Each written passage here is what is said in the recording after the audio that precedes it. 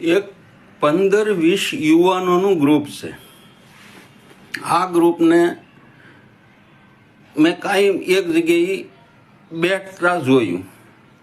ધંધામાંથી નવરા થાય આ 15-20 યુવાનો, એટલે એ એક જગ્યાએ આવીને બેસે. 15 જણા 20 જણા, 20 નો હોય તો 15 કાયમ માટે હોય. તે ઓછામાં ઓછા 15 હોય, નહીં તો 15, 16, 17, 18, 19, 20, ક્યારેક 20 પૂરા થઈ જાય, પણ 15 કાયમ હોય જ. તે જ્યારે ધંધામાંથી નવરા થાય ત્યારે એ લોકો બેસે અને અડધીથી પોણી કલાક બેસે, અડધીથી પોણી કલાક બેસીને પોતપોતાના ઘરે જઈને સૂઈ જાય. આવું ઘણા સમયથી હું જોતો આવતો હતો, મારી નજરમાં હતું. આ લોકોને ઘણા ખરાને ઓળખતો હતો, આમ જોઈએ. પછી મને સહજ રીતે થયું, મેં કીધું હાર આજના સમયમાં આ 15 યુવાનો આવી રીતે બેસે, શાંતિથી વાતો કરે, કોઈ રોડે નીકળતો સાંભળે નહીં એટલા શાંતિથી વાત કરે, કોઈ ઠઠ્ઠા મશ્કરી નહીં, અને ઘણા સમયથી આવજો. એટલે સહજ રીતે મને આ લોકો ઉપર થોડુંક એમ થયું, ભાઈ આ કોણ છે, આ લોકો કેમ આવી રીતે, શું છે આ? મને થોડોક પ્રશ્ન થયો. એટલે મેં સહજ નજીક જવાનો પ્રયત્ન કર્યો. નજીક જવાનો પ્રયત્ન કર્યો એટલે ધીરે ધીરે 2-3 યુવાનો એમ કે આવો ભાઈ બેહો. હું બેહું, એ લોકો એની વાતો કરતા હોય, હું ત્યાં બેહું. આવું હું ઘણા સમય બેઠો આ લોકો હારે. હવે પછી એમાં એક જણો એમ કે જાને ભાઈ માવાની દુકાને જાને, એમ પહેલી વખત જે આ ઘટના બની એ હું તમને કહું. એટલે બોલ્યો ભાઈ કાંઈ પૂછ્યા વગર સીધો વહી ગયો. મેં કેમ આ ભાઈ કોઈને પૂછ્યું નહીં કે ભાઈ તમારે માવો કે ગુટખા કોઈને શું લાવવાનું છે એવું કાંઈ પૂછ્યું નહીં. એ માણસ સીધો પાનના સામે પાનની દુકાન હતી, ત્યાં પાનની દુકાન હતી, એ એક ધાણા દાળનો હાવડો લઈને આવ્યો. ધાણા દાળનો આખું પેલો હાવડો આવે ને, એ હાવડો લઈને આવ્યો અને બધાને એક એક પડીકી આપી દીધી. બધા ધાણા દાળ ખોલીને ખાઈ લીધી. એટલે મેં સહજ પૂછ્યું ભાઈ કોઈ આમે તમે માવો નથી ખાતા હતા? કે ના ભાઈ માવો એમ નથી ખાતા. એટલે બધા ધાણા જ ખાતા, કોઈ ગુટખા નહીં, કોઈ માવો નહીં, કોઈ સિગરેટ નહીં. કે નહીં એમ આમાં ભાઈ આ બેઠા એમાંથી કોઈ ગુટખા સિગરેટ કે માવો નથી ખાતા.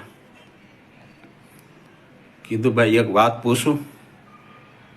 તો કે બોલો ને. હું મેં કીધું ભાઈ આ સમયમાં એક હરખા 15 જણા જે 5 વર્ષ ઉપર એકેના ઉંમરમાં ફેર નથી એવા તમે એક હરખા છો,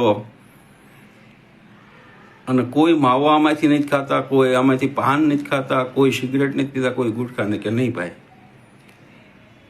તમે 100 કોણ? મેં કીધું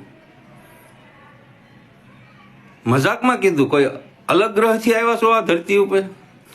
એ લોકોએ હસતા હસતા જવાબ દીધો. કેમ? કે ભાઈ એવો પ્રશ્ન કરો, નહીં શક્ય નથી આવા. કયો ભાઈ કોણ છો તમે, શું કરો તમે? હું ઘણા સમયથી તમને જોતો હતો, હું બેહવા હમણાં આવવા માંડ્યો, પણ હું ઘણા સમયથી તમને જોતો હતો, હું તમારું માર્કિંગ કરતો હતો, તમે શું કરો છો? તો કે ભાઈ પોતપોતાનો ધંધો કરીએ છીએ.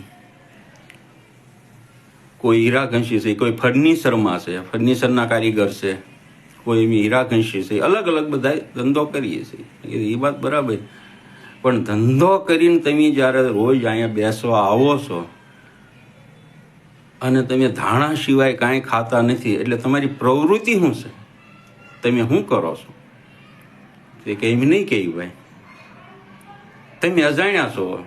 એ ભાઈ વાત હાશી, પણ મેં કીધું ખાતરી આપું છું કોઈ પ્રકારની તમારી વાત ક્યાંય નહીં કરું. ખાલી 2-3 પોઈન્ટ મને કહો તમે શું કરો છો એમ.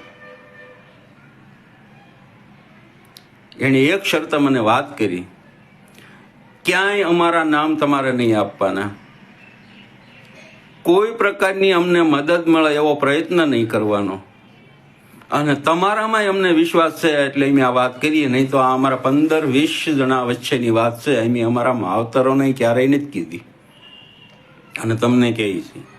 કયો ભાઈ, હું તમને ખાતરી આપું છું હું નહીં ક્યારેય બોલું કરું. તમારું સહેજ આમ તેમ થાય એવું ક્યારેય નહીં કરું. કયો મને.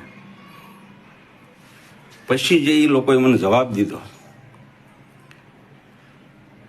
એ કે ભાઈ અમે જે ધંધો કરીએ ને એમાંથી અમારી શક્તિ પ્રમાણે અમે રૂપિયા બચાવીએ છીએ, અમારી શક્તિ પ્રમાણે અમે રૂપિયા બસાવીએ છીએ અને એ અમે ભંડોળ ભેળું કરીએ છીએ.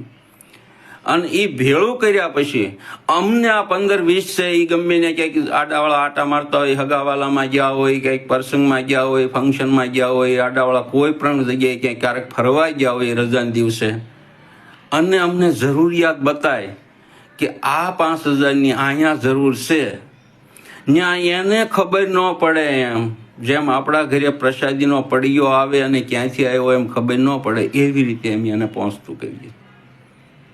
હા, અમારું કામ છે, આ અમારો ધંધો છે. ધંધામાંથી છૂટ્યા પછી મેં કીધું ભાઈ એક વાત કહું, એ કે હું પહેલાં મને તમે બાંધ્યો કે તમારે આ વાત ક્યાંય કરવાની નહીં, હું ક્યારેય કોઈનું તમારું નામ નહીં આપું, તમારા મંડળનું નામ નહીં આપું, તમારું વ્યક્તિગત નામ નહીં આપું, પણ ભાઈ જે તમે કામ કરો ને આને તો જાહેર કર્યા જેવું છે કામ. સમાજમાં આ વસ્તુ જાહેર થવી જોઈએ. તે કે નહીં. મેં કીધું નહીં, એક વાતની મને તમે છૂટ આપો, હું તમારું ક્યારેય મંડળનું નામ નહીં આપું, તમે કોણ છો એ ક્યારેય નહીં આપો, તમે કયા ગામના છો એ ક્યારેય કોઈને નહીં કહું. પણ મેં કીધું ભાઈ ફેસબુક ઉપર, યુટ્યુબ ઉપર, ઇન્સ્ટાગ્રામ ઉપર આવા પ્રસંગો મૂકવા જોઈએ ભાઈ. આ સમયમાં આવું બનતું હોય તો ભાઈ આ તો એક ગૌરવ લેવા જેવી વાત છે. તમે મારીથી ઘણા નાના છો, મેં એને એમ કીધું, તમે મારીથી ઉંમરમાં ઘણા નાના છો, છતાં મને એમ થાય છે કે હું તમને પગે લાગું, એટલે એટલી મંજૂરી ભાઈ આપો કે મને આ પ્રસંગ કહેવા દેજો. એ લોકોએ મંજૂરી આપી અને મેં તમને આ પ્રસંગ કીધો.